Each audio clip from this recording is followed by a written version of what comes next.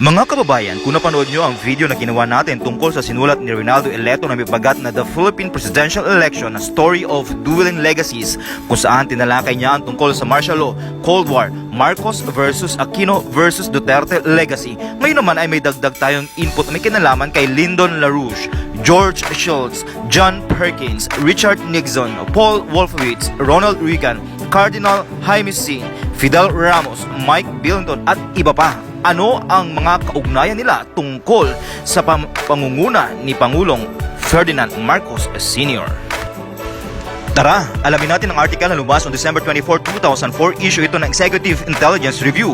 Medyo mahaba ito pero kung tatapusin natin, mas mauunawa natin lalo na nga ang mga kabataan naghahanap ng katotohanan tungkol sa martial law. Paki-follow at subscribe ang ating page at YouTube channel. Paki-share na din ang ating mga videos. Editor's Note, ito ang pangatlo sa isang serye ng mga tampok sa pag-atake laban sa Third World na economic hitmen. Sinusuri muna natin dito ang kaso ng Pilipinas at pagkatapos ay ang Mexico. Ang kudeta orchestrated ng United States na napabagsak sa gobyerno ng presidente ng Pilipinas na si Ferdinand Marcos noong 1986 ay isang klasikong pagkaaral ng kaso kung ano ang inilalarawan ni John Perkins sa kanyang kamakailang libro, Confessions of Economic Hitmen, bilang preferred na paraan ng pagpataw ng post-World War II colonial control sa ibang katawagan. Sa kaso ng Pilipinas, ginampanan ni George Shultz ang mga tungkulin bilang hitman sa ekonomiya, pagsira at pagkuha ng ganap na kontrol sa ekonomiya ng Pilipinas at ang coup master, pagpapatalsik sa Pangulo ng Pilipinas pabor sa isang ng IMF habang tinatawag ang operasyon na People Power. Sa buong prosesong ito mula sa huling bahagi ng dekada 70 hanggang sa kudta noong February 1986 at higit pa, si Lyndon LaRouche at ang kanyang mga katuwang ay ganap na nagkikibahagi sa paglaban upang ilantad at paligtarin ang subversion at pagkawasak ng Pilipinas na isa sa pinakamahalagang kaalyado ng Amerika ng mga supranasyonal na institusyong pinansyal na si Shultz at ang kanyang kauri ay kumakatawan. Sa pamamagitan ng pagpapakilos sa suporta mula sa mga makabayan ng parehong Estados Unidos at Pilipinas, ang pagsisikap ni LaRouche ay nagbigay pansin sa mga krimen ng Shultz Cabal tulad ng ipapakita sa ibaba. Bagamat nabigo ang pagsisikap na ihinto ang proseso noong panahong iyon, ang mga krimen na nalantad sa Pilipinas ay maaari at dapat na magsilbing kaaway ngayon ni Shultz at ng kanyang mga neo-konserbatibong operatiba na nasa dulo ng laro sa kanilang pagsisikap na magpataw ng bagong pasistang kayusan sa ibabaw ng mundo. Sa isang panayam noong November 16 sa estasyon na radyo DZAR sa Manila, inilarawan ni LaRouche ang kanyang sariling pananaw sa espesyal na misyon ng bansang Pilipinas. Ang Pilipinas ay may napakahalagang pivotal na tungkulin. Ang ilang mga tao ay magsasabing geopolitically sa buong rehiyon ng pagsubok upang pagsama-samahin sa isang pandaigdigang saklaw sa unang pagkakataon, isang sistemang pandaigdig na may kakayahang tumanggap ng parehong pamana ng kulturang Europeo at mga kulturang Asyano. Ito ang malaking hadlang, ang malaking hangganan ng isang umaasang hinaharap para sa planetang ito upang pagsama-samahin ng mga kultura ng Asya na iba kaysa sa kanlurang Europa sa pangkalahatan ng may kulturang Europeo upang makakuha ng pandaigdigang kultura batay sa isang sistema ng sovereign nation states na naunawaan ang hindi nalutas na tanong na pangkultura ay kailangang tugunan na may pangmatagalang pananaw ng ilang henerasyon ang paglikha ng pinagsama-samang hanay ng mga soberanong bansa, estado bilang sistema ng mundo. Kaya ang Pilipinas ay isang napaka-espesyal na bansa na may natatanging kahalagahan para sa mga tao sa Asya, sa partikular sa paglalaro ng mahalagang papel sa pagdadala ng ganitong uri ng pangkalahatang integrasyon ng mga sibilisasyong Asyano at Europa. Malinaw ang aral ng subversyon ng Pilipinas noong dekada 80 para sa ngayon. Si Shultz ang kailang di sa likod ng mga neo-conservatives na nagpapatakbo ng Bush administration na nagdala sa mundo sa kasalukuyang nakakapinsalang kalagayan. Ito rin ang kaso ng Pilipinas. Bagamat kasalukuyang kulang sa anumang pambansang pamumuno na maihahambing sa kay Marcos, gayon paman ay naharap sa isang bagong banta ng kudeta na isinasaayos ng parehong mga neo-conservative na lupon sa Washington na responsable sa kudeta noong 1986. Ang sikat na alaala ni Ferdinand Marcos Sr. ngayon sa United States at sa Pilipinas ay higit na nahuhubog ng malawakang disinformation campaign na nilikha noong unang bahagi ng 1980s sa mga lupon sa paligid noon Secretary of State Shultz at ng kanyang deputy na si Paul Wolfowitz. Inakusahan si Marcos ng katiwalian, paglabag sa karapatang pantao, pandarambong at maging sa pagpatay sa isang kalaban sa politika si Benigno Aquino at ang karikatura na ito ay paulit-ulit na ad nauseam hanggang ngayon. Bagamat walang mga pagkakamali si Marcos, siya ang pinakahuling pinuno ng Estadong Pilipino na nakaunawa sa hamon ng tunay na pamumuno sa isang mundong dumudulas sa kaguluhan. Ang pagpapatalsik sa kanya ng Shultz Cabal ay walang kinalaman sa mga charges na inilabas sa publiko, ngunit nilayon upang ihinto ang kanyang pambansang mga patakaran sa pag-unlad at ang kanyang international na pagtulungan kay LaRouche at iba pa sa pagkontra sa mga patakarang genocidal ng IMF at pagdadala sa pagiging isang bagong mundong sistemang pang-ekonomiyang batay sa kaunlaran at katarungan. Marcos True Legacy. Si Marcos ay nahalal na Pangulo noong 1965. Tulad ng pagnunsad ng Estados Unidos na mapiminsala at walang saysay na digmaan sa Indochina, ang katotohanan na ginamit ng Estados Unidos ang mga base nito sa Pilipinas, Subic Bay at Clark Airfield sa Luzon bilang lunsaran ng digmaang Indochina ay nagpakain ng domestic insurgency ng Maoist New People's Army. Itinuring noon si Marcos bilang matalin na kaibigan at kaalyado ng Estados Unidos kahit na noong dineklara niya ang batas militar noong 1972 habang ang digmaang Indochina ay nagpapatuloy pa rin. Ang administrasyon ni Pangulong Richard Nixon ay walang pagtutol. Pero hindi lang counter-insurgency ang inaalala ni Marcos sa pagdedeklara ng martial law. Noong siya ay nahalal ng Pangulo noong 1965, ang Pilipinas ay isang colonial economy pa rin. Bagaman ang Estados Unidos ay nagbigay ng ganap na kalayaan noong July 4, 1946. Gaya ng pinangako ni Pangulong Franklin Roosevelt noong 1934. Mababa ang produktibidad sa parehong agrikultura at industriya. Nahuli ang agrikultura dahil umasa ang Pilipinas espesyal na access sa mga pag-export ng pagkain ng United States at ang industriya ay nakakulong sa mga industriyang nagpoproseso sa halip na ang pag-unlad ng mga pangunahing industriya. Agad na itinakda ni Marcos ay tatag ang self-sufficiency ng Pilipinas sa bigas at mais. Nangangailangan din ito ng pagsira sa kontrol na nakarating sa aristokrasya na natitira sa panahon ng imperial na Espanyol. Si Marcos ang unang presidente ng Pilipinas na hindi bumangon sa elite class na ito, ngunit isang commoner na sinanay bilang abogado. Bilang Pangulo, tinutukan niya ang mga pangunahing infrastruktura ng agrikultura, lalo na ang irigasyon sa mga pangunahing rehiyong gumagawa ng pagkain sa Luzon at Mindanao, ang mga pasilidad ng pautang, mekanisasyon at ang pagpapakilala ng mga uri ng palay na may mataas na ani na nangangailangan ng irigasyon ay nagresulta sa pag-alis ng pag-import ng bigas noong 1968. Ang reforma sa lupa, pangunahin sa isang problema sa politika ay nananatiling ilusyon. Gayunpaman, nang ipato ni Marcos ang batas militar noong 1972, kabilang sa kanyang mga unang aksyon ay isang proklamasyon na ang buong bansa ay turing na isang land reform area at isang deklarasyon ng lahat ng mga pangungupahan na nagtatrabaho sa lupang pangunahin na katuon sa palay at mais ay mga may-ari ng lupang iyon hanggang sa tinukoy na limitasyon. Sa kabila ng galit na pagsalungat ng oligarkiya na patunayang pambihira ang tagumpay ng programa, kaakibat ng mga pagpapabuti ng infrastruktura at mekanisasyon, isang kapat ng 1 milyong magsasaka ang naging may-ari ng lupa at ang produktibidad ng butil ay tumaas ng kalahati. Ang isa pang malaking hakbang pagkatapos ng deklarasyon ng batas militar ay ang kontrata sa Westinghouse para sa Bataan Nuclear Power Plant na magiging kauna-unahan at magiging tanging commercial na nuclear power plant sa Southeast Asia. Bagamat malinaw na ang nuclear power ang tanging tamang solusyon sa pangangailangan ng enerhiya sa buong rehiyon, ang malungkot na alamat ng Bataan Nuclear Plant ay sumisimbolo sa purong kasamaan ng mga patakarang ipinapatupad ng economic hitmen. Ayon ang orihinal na kinontrata, ang planta ay dapat na nagkakahalaga ng humigit kumulang sa $1 billion at gumawa ng 1,200 megawatts ng kuryente noong 1984. Gayun pa man pagkatapos ng histeria na nabuo ng anti-nuclear na Nuclear Club of Wall Street, tingnan ng EIR December 3, 2004. Kasunod ng aksidente noong 1979 sa 3 Mile Island Nuclear Plant sa Pennsylvania, ang Carter administration ay nagpataw ng mga retroactive na regulasyong pangkaligtasan na nag-ambag sa higit sa pagdoble sa halaga ng konstruksyon. At pagkatapos ng pagpapatalsik kay Marcos noong 1986 sa isang unang aksyon ng bagong Panguluhan ni Corazon Aquino ay ang pag-mothball sa ganap na natapos ngunit hindi kailanman ginamit na Bataan Nuclear Plant. Napilitan ng Pilipinas na magbayad ng hindi mabilang na bilyon sa serbisyo sa utang at nagbabayad pa rin ngayon ng mahigit sa $155,000 bawat araw para sa posibilidad na nuclear na ito nang hindi kumukuha ng 1 watt ang kuryente mula sa makabagong pasilidad. 2 karagdagang pasilidad na nuclear plant na binalak na magbigay ng 1,880 megawatts ng kuryente noong 1991 ay tinanggal din. Ang nuclear energy ay hindi lamang ang inobasyon ng rehimeng Marcos. Noong 1979, inihayag ni Marcos ang isang plano para sa 11 pangunahing proyektong pang-industriya na may layuning ilipat ang focus ng pang-industriya na ekonomiya ng bansa mula sa mga kalakal ng pagkonsumo tungo sa pangunahing mabigat na industriya. Kasama ang plano ang bakal, petrochemical, pulp at papel, copper smelter, aluminum, phosphate fertilizer, diesel engine, gas at langis, industriya ng niyoga at ang nuclear power program.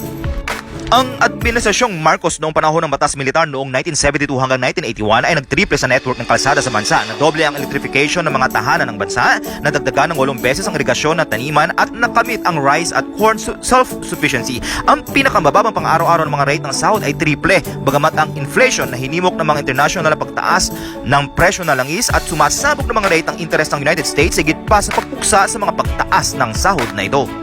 Ang pagpasok ng economic hitmen, ang antas ng pag-unlad na ito lalo na ang kapasidad ng palayain ng bansa mula sa pag-asa sa mga international na kartel ng langis at raw materials ay hindi dapat pinahintulutan ng mga international na institusyong pinansyal. Ang ginawang kakulangan sa langis noong dekada 70 ay umalis sa Pilipinas tulad ng lahat ng mga bansang hindi gumagawa ng langis na may malalaking utang. Sinundan ito ng 20% plus ng mga rate ng interest na ipinataw ng United States Federal Reserve Board Chairman Paul Volcker noong 1979 na nagdoble at nagtriple sa mga utang ng karamihan sa mga bansa sa third world sa loob ng ilang taon. Noong 1981, inalis ni Marcos ang batas militar. Sa taong iyon din, dumalo siya sa North-South Summit sa Cancun, Mexico na inorganisahan ng Mexican President Jose Lopez Portillo. Tingnan ang kasamang artikulo kung saan nagsalita siya para sa isang New World Economic Order at tinuligsa ang mapanirang conditionalities na pinataw ng IMF kapalit ng tulong pinansyal sa isang krisis. Pagkatapos noong September 1981, itinulak ni Marcos sa Kongreso ng Pilipinas ang halos 4 billion pesos na halaga ng mga prioridad na proyektong pang-infrastruktura kabilang ang patubig, drainage and flood control programs, highways, telecommunications, and airports. Sinagot ito noong 1982, ang taon na naging kalihim ng Estado si George Shultz ng isang ulat ng IMF na umaatake sa mga proyekto ni Marcos na humiling sa halip na magbayad ng utang. Sa sitwasyon ng Pilipinas, ang pagpigil sa pampublikong pamumuhunan ay maaari maging isang epektibong instrumento para sa pagtiyak ng pagpapabuti sa kasulukuyang deficit sa account. Si IMF Director Jacques Delosier ay nag-lecture na ang bansa ay nagtakda ng hindi makatotohanan ng mga target sa paglago habang tinuligsa ng World Bank ang gobyernong Marcos sa pagsuporta sa mga pambansang industriya. Ang mga paglalambot na mga pagsalakay na ito ay hindi sapat upang kontrolin ang pamahalang Marcos. Bumisita si Schultz sa Maynila noong tag-init ng 1983. Pinangasiwaan ang panibagong 20% na devaluasyon ng piso ng Pilipinas kaya lalo pang tumaas ang mga gastos sa pagpupondo sa dati lang hindi lehitimong utang sa ibang bansa. Nagsimula ang malawakang pag-atake noong taglagas ng 1983 sa pagpatay kay Benigno Aquino. Si Aquino, isang lider ng oposisyon na pinahintulutan ni Marcos na umalis sa kulungan upang magpagamot sa Estados Unidos sa kabila ng hatol ng kamatayan dahil sa pagpatay at subversyon ay piniling bumalik sa Pilipinas noong Agosto 1983 pagkatapos ng 3 taon sa Estados Unidos. Siya ay binaril habang siya ay lumalabas mula sa kanyang eroplano sa Maynila. Bagamat hindi kailanman opisyal na natuklasan ang mga aktwal na kasabuat, ang pagpaslang ay agad na isinisisi kay Marcos at tinawag ng mga economic hitmen ang mga jackals sa Pilipinas na doble sina Schultz at Wolfowitz bilang economic hitmen at jackals. Tungkol sa pananaw ni Aquino sa nakabinbing banta sa kanyang buhay, tinanong siya ng US magazine na Mother Jones noong Enero 1983 habang inisip ang kanyang pagbabalik sa Pilipinas. Ano sa palagay mo ang gagawin ni Marcos? Sagot ni Aquino, bubuhay niya ako dahil alam niya na sa oras na mamatay ako, martir ako tulad ni Martin Luther King at hindi niya gusto yon. Isa pang posibilidad, pinalalabas niya ako at pinatumba ako ng mga komunista. Sinisisi nila si Marcos. May martir sila at nag-alis sila ng katitusuran. Naunawaan din ni Aquino ang aktwal na dahilan ng kalamidad sa ekonomiya na tumama sa Pilipinas. Kung ginawa mo ako presidente ng Pilipinas ngayon, kaibigan, sa loob ng 6 na buwan ay amoy kabayo na ako dahil wala na akong magagawa. Hindi ako makapagbigay ng trabaho. Hindi ko kayang ibaba ang mga presyo. Sa loob ng 2 buwan ng assassination, ang titirang mga linya ng kredito sa Pilipinas ay lubang naputol at isa pang 21% na devaluasyon ang pinataw. Nabangkarote ang bansa. Sa wakas, noong October 15, 1983, pinahintulutan si Marcos na magdeklara ng moratoryo sa hindi nababayarang utang. Ngunit sa kondisyon lamang na ang malalaking proyekto na kanyang sinusuportahan upang gawing moderno ang bansa ay ibasura, habang marami pa sa mga industriyang suportado ng Estado ay binaliktad. Sa mga lokal at international buwetre, ito ay ginawa sa ilalim ng pangkukunwari ng pagkakusa sa mga may-ari ng mga industriyang ito bilang mga waling kroni ni Marcos. Ang LaRouche Movement samantala ay nag-sponsor ng mga kumprehensya sa Bangkok, Thailand, isa noong October 1983 at isa pa noong October 1984 sa paksa ng panukalang inakda ni Lyndon LaRouche para sa development of the Pacific and Indian Ocean Basins. Dumalo ang Deputy Foreign Minister ng Pilipinas sa si Pacifico Castro sa kumprehensya noong 1984 na nagsalita tungkol sa Regional Economic Cooperation and Society na sinamahan ng mga pinuno ng gobyerno at negosyo mula sa buong rehiyon. Iminungkahi ng mga komprehensya ang mga great projects tulad ng Kra Canal sa Thailand at ang physical na pagbabagong anyo ng Asya bilang pwersang nagtutulak sa likod ng isang bagong kayusan sa ekonomiya ng daigdig. Ang mga kalaban ni Marcos ay hindi nagtagal at winawin at kinain sa Washington ng parehong pakpak, Schultz at Wolfowitz at kaliwang pakpak Representative Stephen Solars, Senator Ted Kennedy at Vincent Richard Falk ng Project Democracy Apparatus na nagsagawa ng mga subversibong gawain na itinalaga ng anarchist banking institutions. Si Salvador Laurel, ang anak ng kisling na presidente ng Pilipinas sa ilalim ng pananakop ng mga Hapones, ang namuno sa oposisyon pagkatapos ng pagpaslang kay Aquino at noong February 1984, bumisita sa Washington kung saan siya ay binati ng Vice President George H.W. Bush at kalihim ng Estado na si Schultz. Ipinakilala ni Representative Zollars ang batas sa Kongreso upang itakwil ang kasunduan na kumukontrol sa mga base ng United States sa Pilipinas na pinutol ng 2 ang napagkasunduang tulong sa Pilipinas. Kasabay nito, ang isang pugad ng mga anti-nuclear at anti-development NGO sa Estados Unidos ay nagsagawa ng layunin ng pagpapabagsak sa diktadurang Marcos, kabilang isang pagtitipon ng mga persang anti-nuclear sa Maynila, kabilang si Richard Falk at mga kinatawan ng West German Green Party. Si Stephen Bosworth, isang malapit na katuwang ni Henry Kissinger, ay hinirang na ambasador sa Pilipinas at mula sa posisyong iyon ay kasunod niya ang pagsasaayos ng kudeta laban kay Marcos. Pagsapit ng October 1984, napilitang isumite ang Pilipinas sa isang pakete ng refinancing ng IMF na kinabibilangan ng pagwawakas sa mga kontrol sa presyo sa bigas at iba pang mga staple, isang float ng piso, walang limitasyong espekulasyon ng foreign exchange, pagbabawas ng import, domestic austerity at isa pang devaluasyon. Gumawa ng kabuang 63.3% na devaluasyon sa loob ng isang taon. Halos doblehin na ang halaga ng pagpondo sa dayuhang utang. Kapalintunaan ang oposisyon na ganap na suportado at itinaguyod ng mga institusyong may kaugnayan sa IMF ay nagrally ng suporta sa populasyon sa pamamagitan ng pagtuligsa kay Marcos sa pag-ampon sa mapang-aping mga kondisyon ng IMF. Sa buong 1985, pinagtanggol ni Pangulong Ronald Reagan ang relasyon ng mga Amerikano sa Pilipinas at kay Pangulong Marcos. Sa kabila ng katotohanan ng kalihim ng Estado na si Schultz at Deputy Secretary Wolfowitz ay lantarang hindi sumasang-ayon sa pagtatasa na iyon. Sa halip ay hinihiling ng ulo ni Marcos. Ang krisis ay dumating sa pinuno noong July 1984 nang pinagtibay ng Kongreso ng Estados Unidos ang panukala ng Zollars na sirain ang Bases Agreement. Hindi lamang binabawasan ang mga pinansyal na pangako, ngunit iginiit na ang natitirang tulong ay ipinamahagi hindi ng gobyerno ng Pilipinas kundi ng simbahan na sa ilalim ni Cardinal Jaime Sin ay hayagang nananawagan ng insureksyon laban sa gobyerno. Ang mga plano para sa insureksyon ay inihayag sa publiko habang ang Washington-based Center for Strategic and International Studies, ang tahanan ni Henry Kissinger at Zbigniew Brzezinski ay nagsasagawa ng isang war game laban sa Pilipinas batay sa isang senaryo kung saan pinaslang si Pangulong Marcos. Ang mga Spetsnaz commandos ng Soviet ay sumama sa bagong hukbong bayan sa pagkuha sa Pilipinas at ang militar ng US ay kumikilos upang iligtas ang bansa. Ang gawain ng CSIS sa Asia ay higit na tinususan noong panahon iyon ni Civistar Insurance Empire, pinamalaan ni Maurice Hunt Greenberg at Civi. Pag-aari ni Star ang karamihan sa insurance industry sa Pilipinas at ilang mga politiko din sa Pilipinas at nagsilbing mahalagang on-the-ground na economic hitman sa kudeta ni Marcos. Ipinagpatuloy ni Marcos ang paglaban para sa prinsipyo ng isang bagong pandaigdigang kayusan sa ekonomiya. Noong November 1985, inibitahan ng EIR at ng Scheer Institute, ang international asosasyon na pinamumunuan ni Lyndon at Helga LaRouche, si General Edgardo Mercado Harin, ang pinuno ng Peru's Institute of Geostrategic and Political Studies na libutin ng Asya na nagsusulong ng bahagyang moratorium sa dayuhang utang na ipinapatupad noon ng pamalaang Peru. Bilang karagdagan sa mga komprehensya sa Thailand at India, si General Mercado Harina at ang delegasyon ng EIR Scheer Institute ay nakipagpulong kay Pangulong Marcos sa Maynila. Sinabi ni Marcos sa delegasyon, dapat magsama-sama ang mga bansang Asyano at Timog Amerika sa Third World at itulak ang condonation ng bahagi ng kanilang mga pautang. Paano mababayaran ng mga bansang Third World ang kanilang mga utang na nagkakahalaga ng $900 billion? Tinataya ni Marcos na ang kapasidad sa pagbabayad ay hindi lalampas sa $300 billion. Ang August 16 na EIR ay naglalatahan ng isang kwento na pinamagatang Plotting the Fall of an American Ally na nag-ulat na si US Ambassador Bosworth ay nagbabalak ng kudeta ng militar laban sa gobyernong Marcos. Iniulat ng artikulo na ipagpulong ngayon si Bosworth ng hanggang 2 oras araw-araw kay Acting Chief of Staff Lieutenant General Fidel Ramos, isang nagtapos sa West Point na sinusubukan ng Estados Unidos na magayos bilang isang pinuno ng isang bagong sibilyang militar na hunta sa kabila ng kanyang katapatan kay Pangulong Marcos. Ang kwento ay batay sa impormasyon mula sa mga mapagkakatiwalaang mapagkukunang kapwa sa Pilipinas at sa Washington kung saan ang ilang mga makabayan sa layer sa loob ng gobyerno, intelligence at militar ay hindi tumanggap sa pagbabago ng Amerika sa isang imperial na kapangyarihan na naglilingkod sa sinarkist financial interest. Pinilit ng EIR expose ang pampublikong pagtanggi ni General Ramos at Ambassador Bosworth. Tulad ng pinatunayan ng mga pangyari, ang babala ay nakamamatay na tumpak. Sa wakas ay pinilit si Marcos ng Washington na tumawag ng mga bagong halalan para sa February 1986 kahit ang konstitusyon ay nag-utos ng halalan lamang noong 1987.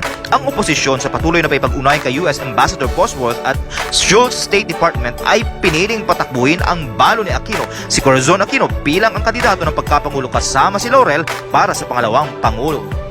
Gaya ng nakikita pa rin ngayon sa mga neocon-controlled na People's Power Revolutions tulad ng sa Georgia at Ukraine, ang mga ahensya ng paniktik ng US ay tumustos at kinokontrol ang mamamayan na organisasyon ng Electoral Monitor, ang National Movement for a Free Election (NAMFREL) at handang magdeklara ng vote fraud kung hindi natuloy ang halalan. Sinabi ni Paul Wolfowitz noong November 1985 sa Kongreso ng Estados Unidos na magkakaroon ng ganap na pagbagsak ng kumpiyansa sa politika kung ang halalan ay hindi itinuturing na patas.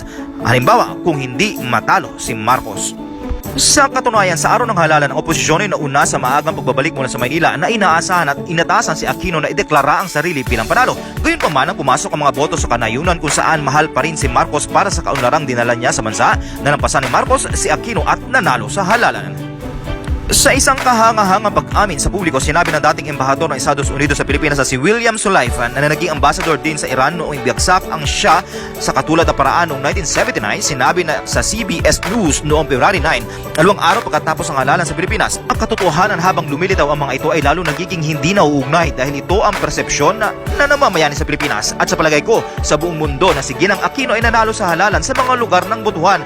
Ngunit ang gobyerno sa tabulasyon pinago ang mga bilang ng boto. Gaya ng babala ng EIR, pinamunuan ni General Fidel Ramos ang isang pag-aalsa ng militar laban kay Pangulong Marcos na nananawagan para sa mga pulutong na palibutan ang base militar sa gitna ng Maynila upang lumikha ng isang imahe ng people's power habang ang masa ng populasyon ay nawala ng karapatan ng pagpapatalsik sa kanilang nahalal na Pangulo. Sa pagtatapos ng Pebrero, si Pangulong Reagan ay nakumbinsi si Schultz na isuko ang kanyang pagtatanggol kay Pangulong Marcos at iendorso ang kudita ng militar. Ipinadala si Marcos at ang kanyang pamilya sa Hawaii.